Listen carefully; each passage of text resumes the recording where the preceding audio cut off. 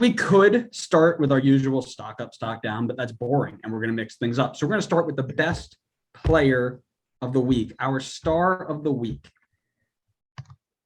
So I take notes throughout the week about who I think is probably the best player up to that point. I would like to reference that this is the episode where we slander 0 goalkeepers, because this was a goalkeeper's week to shine.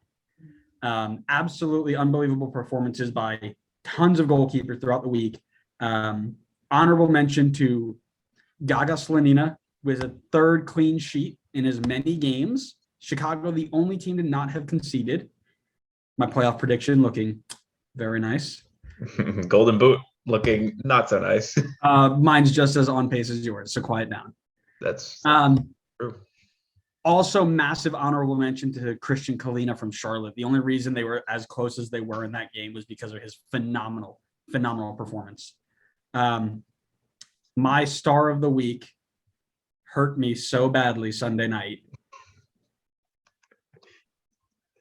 I have never seen a Red Bull team create. I mean, yes, I have. I watched the Red Bulls in the playoffs. This is like playoffs all the time. They're in playoff form already. They really are. Look at that. Red Bull had a 3.53 expected goals from shots on target rating. 3.53. And Dane St. Clair, my player of the week, kept them all out. He stopped a penalty, poorly taken penalty. I'll admit that right now, poorly taken, but stopped and held a penalty, kept the year of Omir off of the board from 2 yards out, rocket from distance. He tips around the post. Dane Sinclair decided to turn into prime Iker Casillas, and nobody stopped him. They're just like, yeah, go on. Have some fun, buddy. When I tell you Red Bull played basically a perfect game on Sunday night, it's not an exaggeration, and there's no bias in that. They were very, very good. Drew Yearwood was a machine. Our back 5 turned back 3 was locked down basically all night, and it took a wonder goal from Luis Amarillo to beat us. I'm not going to sit here and harp about that game because it's over. There's a lot of good to take out of the Red Bull performance, and I will take it because I'm not going to get upset over a loss. But Big Dwayne, my guy, Dwayne, with a W, an absolute monster on Sunday night. I believe he won Player of the Week for MLS as well today, so makes sense. But yeah, when you are able to keep 3.5 goals out, you win Player of the Week. So well done, Dwayne St. Clair. We'll be talking about you later in the episode. Is that a shadow? Maybe it is. I had a feeling you were going to go with Dane this week, so I tried to stay away with him because I do think there were a few other names that should get some recognition in this spot. I will also touch on Dane more later. So spoiler alert, even though it's already been spoiled. I ended up going with Tyus Magno for my star of the week this week. Go ahead. Goal and assist this week in a 4-goal performance for NYC, picking up their first win of the season. NYC was the most dominant attacking team this week, and Tyus Magno was in.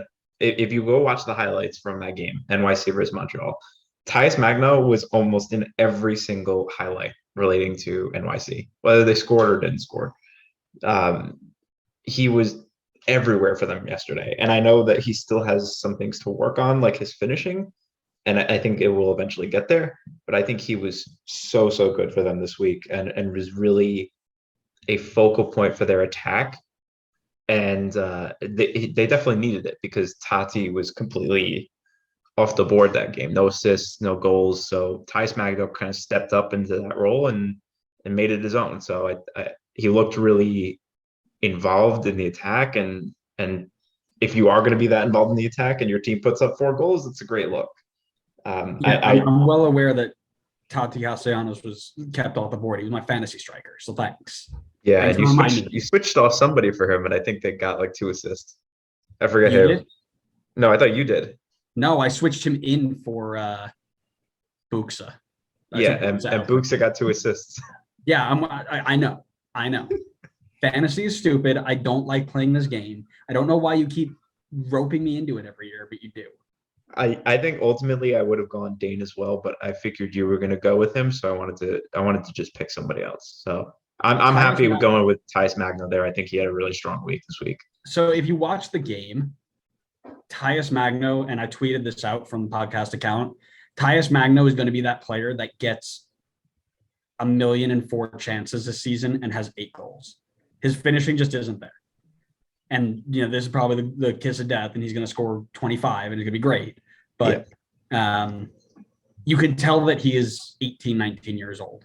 He's just not as composed as he probably should be in front of net, but he is consistently in the right spot. And again, against a very poor Montreal side, but take nothing away from that. You can play against the best team in the world. You can play against the worst team in the world. You got to get in the right spot. He does. So not a bad shout.